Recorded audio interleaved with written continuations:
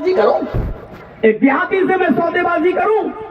حضرت عمر فاروق نے کہا کہ پھر تیسرا آپشن یہ کہ آنکھ کے بدلے میں آنکھ، تم نے اس کی آنکھ پھوڑی، تیار ہو جاؤ، یہی شخص اب تمہاری بھی آنکھ پھوڑے گا۔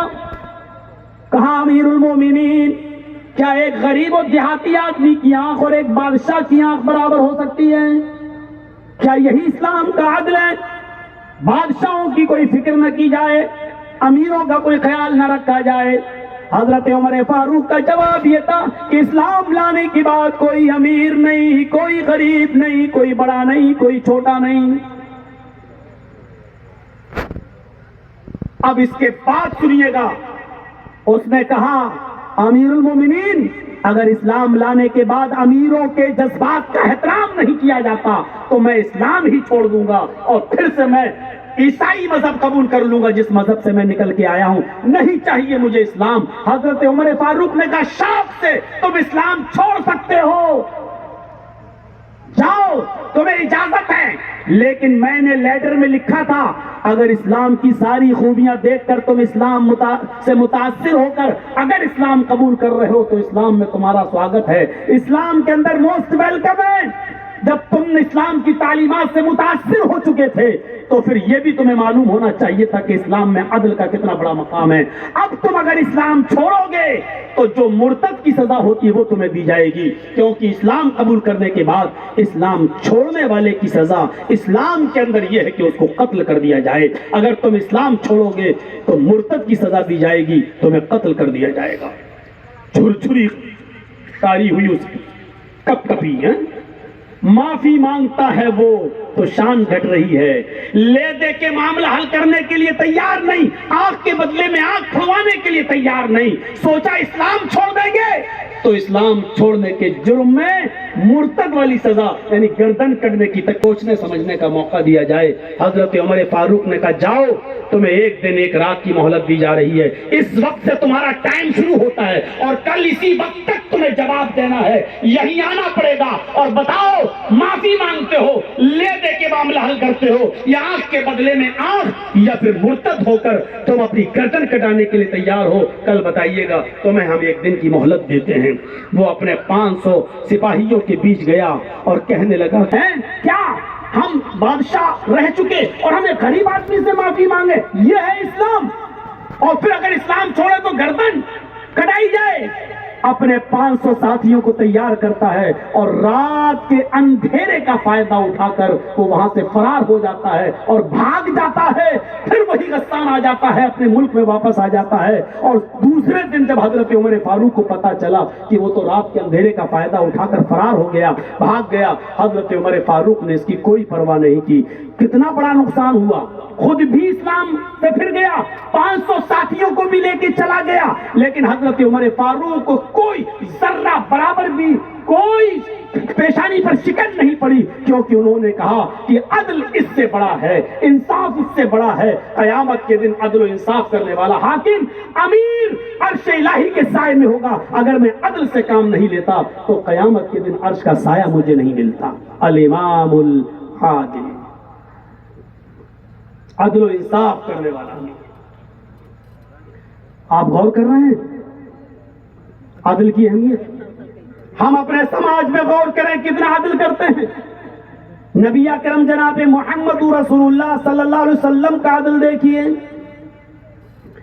جنگ بدر کے اندر جب 70 کافر مارے گئے اور 70 کو قید کر دیا گیا، ان 70 کافروں کو جن کو قید کیا گیا ان میں نبی اکرم صلی اللہ علیہ وسلم کے چچا حضرت عباس بھی تھے اور آپ کے داماد ابو العاص بھی تھے جو حضرت زینب کے شوہر تھے۔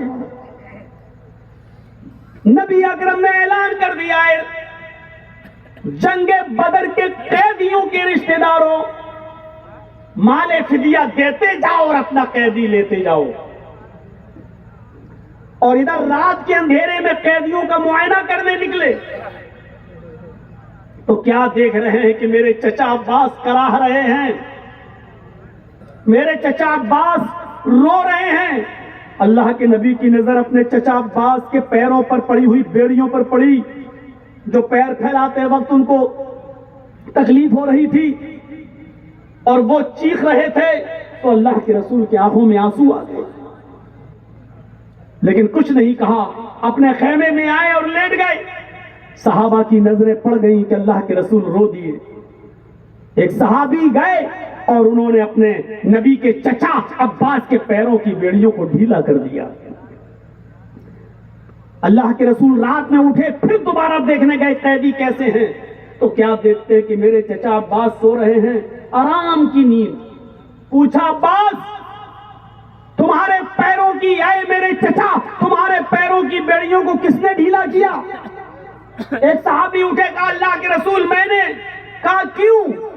کہا کہ یہ روتے تھے تو آپ روتے تھے، اپنے چچا کی تکلیف آپ کو برداشت نہیں ہوتی تھی، میں نے آپ کو آرام سے سونے کے لیے آپ کے چچا کے پیروں کی بیڑیوں کو ڈھیلا کر دیا۔ اللہ کے رسول نے فرمایا چچا کی محبت یہ فطرت ہے، یہ فطرت ہے، ایک بھتیجے کو ہوگی، میرے آنکھوں میں آنسو، یہ فطری محبت کا تقاضا ہے، لیکن تم نے میرے چچا کے پیروں کی بیڑیاں ڈھیلی کر دی، یہ عدل اور انصاف کے اس کا مرڈر کیا، عدل اور انصاف کا خون کیا تم نے۔ اور اگر میرے چچا کے پیروں کی بیڑیاں ڈھیلی کی تو سارے قیدیوں کے ساتھ ایسا کرو، فَفَعَلُوا كُلُّهُمْ أُسَارًا، سارے قیدیوں کے پیروں کی بیڑیوں کو ڈھیلا کرو۔ اور اگر سارے قیدیوں کے پیروں کی بیڑیوں کو ڈھیلا نہیں کر سکتے تو پھر میرے چچا کے پیروں کی بیڑیوں کو بھی ٹائٹ کر دو، کیونکہ میری نظر میں سب برابر ہیں۔ یہ ہے عدل، یہ ہے انصاف، یہ ہے عدل۔ آپ نے سارے کافروں کی پیروں کی بیڑیوں کو ٹائٹ کرنے کا حکم دیا، لیکن آپ نے فرمایا مجھے خوشی ہوگی میرے چچا کے پیروں کی بیڑیوں کو ڈھیلا کیا تو سب کی ڈھیلی کر دی جائیں، تو سارے قیدیوں کے پیروں کی بیڑیوں کو ڈھیلا کر دیا گیا۔ یہ تھا عدل۔ اسی جنگ بدر کے قیدیوں میں نبی اکرم کے داماد ابو العاص بھی تھے۔ داماد، اور لوگوں داماد اور سسر کا رشتہ ہمیں اور آپ کو اچھی طریقے سے معلوم ہے۔ آپ کی روح کانپ جائے گی یہ منظر سن کر کہ آپ کے داماد ابو العاص کے گھر والوں کے پاس اپنے رشتہ دار ابو العاص کو چھڑانے کے لیے کچھ نہیں تھا۔ سارے قیدی ان کے رشتہ دار چھڑا لے گئے مال دے کر، فدیہ دے کر، لیکن ابو العاص کے گھر والوں کے پاس کچھ نہیں تھا۔ ان کی بیوی حضرت زینب نبی اکرم کی بیٹی تھی، اور حضرت زینب کے پاس ایک ہار تھا جو وہ گلے میں پہنتی تھی۔ میری ماں بہنیں سن رہی ہوں گی تو ذرا غور سے سنیں، ان کے گلے میں ہار تھا، حضرت زینب کے گلے میں، اور حضرت زینب کے گلے میں وہ ہار ان کی ماں حضرت خدیجہ نے زینب کے نکاح کے موقع پر دیا تھا۔ حضرت زینب کو نکاح کے موقع پر دیا تھا جب ان کی شادی ہوئی تھی ابو العاص سے، تو حضرت خدیجہ نے اپنا ہار اتار کر اپنی بیٹی حضرت زینب کے گلے میں پہنا دیا تھا۔ یہ خدیجہ کی نشانی تھی۔ حضرت زینب نے اس ہار کو اتارا جو ان کی ماں حضرت خدیجہ نے نکاح کے موقع پر حضرت زینب کو دیا تھا، اور اس ہار کو اتارنے کے بعد ایک رومال میں کپڑے میں باندھا، اور باندھنے کے بعد اپنے دیور سے کہا، ابو العاص کے چھوٹے بھائی سے، یہ لے جاؤ اور میرے ابو کو جناب محمد رسول اللہ صلی اللہ علیہ وسلم کو یہ رومال دے دینا۔ جب رومال اللہ کے نبی صلی اللہ علیہ وسلم کے ہاتھ میں پہنچا، اس میں جو رقعہ لکھا ہوا تھا، جب رقعہ پڑھوایا گیا تو صاف طور پر لکھا ہوا تھا کہ میرے پیارے ابو، میرے شوہر آپ کی گرفت میں ہیں ابو العاص۔ سارے قیدی ان کے رشتہ دار مال فدیہ دے کر چھڑا لے گئے، لیکن آپ کی بیٹی زینب کے پاس اپنے شوہر کو چھڑانے کے لیے اتنا مال نہیں ہے۔ آپ کی بیٹی زینب کے پاس اپنے شوہر کو چھڑانے کے لیے اتنا مال نہیں ہے۔ جو ہار میری ماں نے مجھے میرے نکاح کے موقع پر میرے گلے میں پہنایا تھا، اس ہار کے علاوہ میری ماں کی اس نشانی کے علاوہ میرے پاس کچھ نہیں ہے۔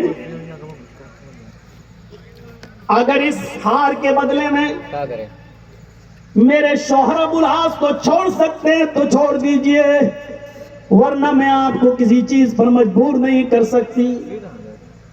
جب وہ رومال کھولا گیا اور وہ ہار جناب محمد الرسول اللہ کے ہاتھ میں آیا تو 30 سال پرانی خدیجہ کی وہ محبت محمد الرسول اللہ کو یاد آ گئی۔ وہ خدیجہ جو نبی اکرم صلی اللہ علیہ وسلم کے زخموں پر مرہم رکھتی تھی، اپنی اوڑھنی پھاڑ دیا کرتی تھی۔